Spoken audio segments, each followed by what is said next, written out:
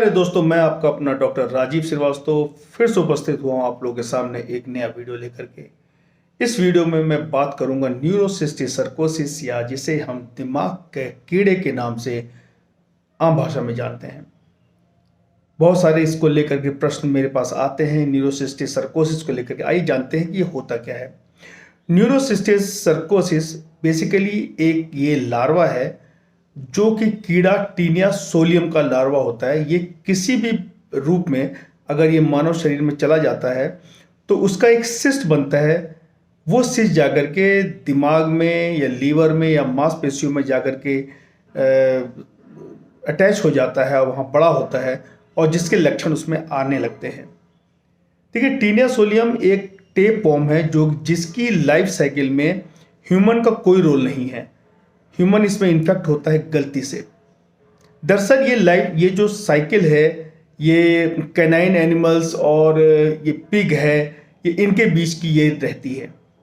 जिनके घर में पालतू कुत्ते होते हैं, वो कुत्ते से बहुत ज़्यादा उसको चिपका के रहते हैं या तो उससे बहुत ज़्यादा कांटेक्ट में रहते हैं, तो उनको भी ये बीमारी हो सकती है।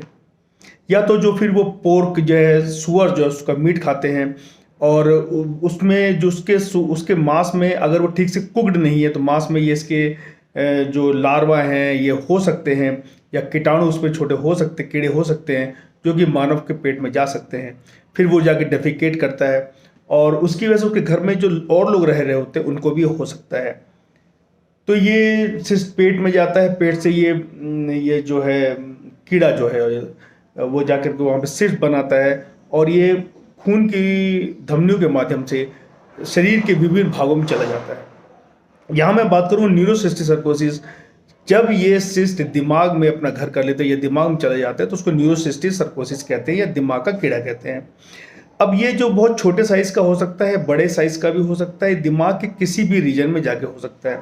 अब आपको जैसे कि अचानक इसके लक्षण किस तरह से होते हैं, अगर आपको लंबे समय तक सर में दर्द हो रहा हो, सर में हमेशा उलझन रहती हो, या तो मिर्गी का दौरा आपको फ्रेश अभी आना शुरू हुआ हो, या तो फिर आपकी आंखों की रोशनी में अगर कोई अचानक बहुत ज़्यादा कोई दिक्कत आना शुरू हो गई हो, या तो आपको ट्रांसिट इस्केमिक अटैक्स अगर आपको आ रहे हों कि थोड़ी थोड़ी देर के लिए झटके आते हो, या तो लगता है कि ब्लैकनिंग हो गई है, ऐसी कुछ चीज़ हुई है, या तो फिर किसी को रिकरेंट बार बार वॉमिटिंग आ रही हो, तो आप जरूर एक बार डॉक्टर को दिखा लें। आवश्यकता पड़ने पर आपको दिमाग का सीटी स्कैन कराया जाएगा और सीटी स्कैन में ये न्यूरोसिस्टिक सर्कोसिस आ सकता है।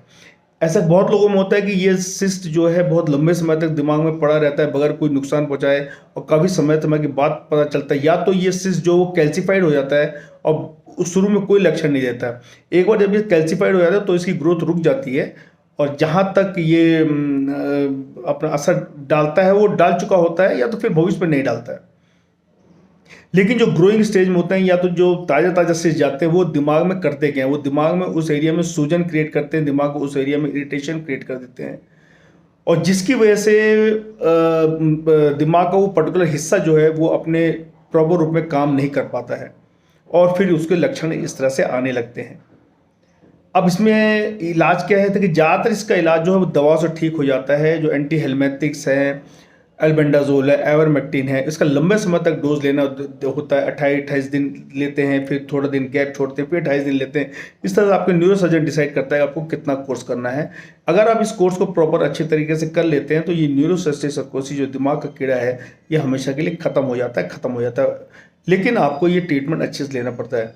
बहुत ही रेयर है कि कुछ पेशेंट में सर्जरी की जरूरत पड़ सकती है, पर अमूमन ज़्यादातर केस में अगर आपने इलाज ठीक से ले लिया है तो आपको सर्जरी की जरूरत नहीं पड़ेगी और ये न्यूरोसिस्टिक सर्कोसिस ठीक हो जाता है। तो उम्मीद करता हूँ इस वीडियो के बाद इसमें मैं बताने में सफल रहूँ ये न्यूरोसिस्टिक सर्कोसिस होता क्यों है। और इसका देखिए एक चीज़ और बता दो, इसका जो बचाव है वो कैसे कर सकते हैं। अगर आपके घर में पेट्स हैं तो उनको आप कीड़े की दवा लगातार निरंतर खिलाते रहें। पेट्स के साथ ज़्यादा फाउंडिंग ना करें, ज़्यादा हैंडलिंग को केयरफुल करें। जो भी आप हरी सब्जियां लेकर के आते हैं जो उसको बहुत अच्छी तरह से धो करके और उबाल करके खाएं, क्योंकि उसमें जो कुत्ते होते हैं तो उसमें वो मल पास करते हैं, जिनके मल में वो कीड़े होते हैं और आप इसको ठीक से धोते नहीं हैं। या तो जो लोग पोर्क खाते हैं, पिग खाते हैं, तो उनको फिर ये बात केयर करनी चाहिए कि वो बहुत अच्छी तरीके से पका हो तो ही उसको खाएं, अगर जो लोग खाते हैं।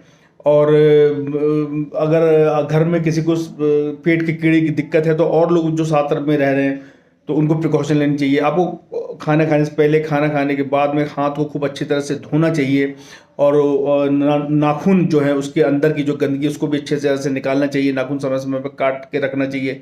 इस तरह के प्रिकॉशंस अब लेकर के न्यूरोसिस्टिक से बच सकते हैं। उम्मीद करता हूँ आपको मेरे वीडियो पसंद आया होगा। आप लोग से फिर निवेदन कर रहा हूँ कि मेरे चैनल को प्लीज़ करके सब्सक्राइब कर दीजिए। मेरे 100K होने वाले हैं, जिसके बाद मुझे सिल्वर प्ले बटन मिल जाएगा। मैं बहुत सालों से मेहनत कर रहा हूँ, लगभग मेरे को 4 से 5 साल हो गए हैं। आप लोगों को थोड़े से साथ की और ज़रूरत है, प्लीज़ हेल्प मी। और मैं आप लोगों को इस तरह की वीडियो लेके आता रहूँगा। कोई समस्या के लिए आप मेरे ईमेल rajivsrivastava21@rediffmail.com पे जा करके आप अपनी क्वेरी लिख सकते हैं, या तो कमेंट सेक्शन में आप कमेंट कीजिए और जब मुझे समय मिलेगा तो मैं ज़रूर आपके कमेंट का जवाब दूंगा। धन्यवाद।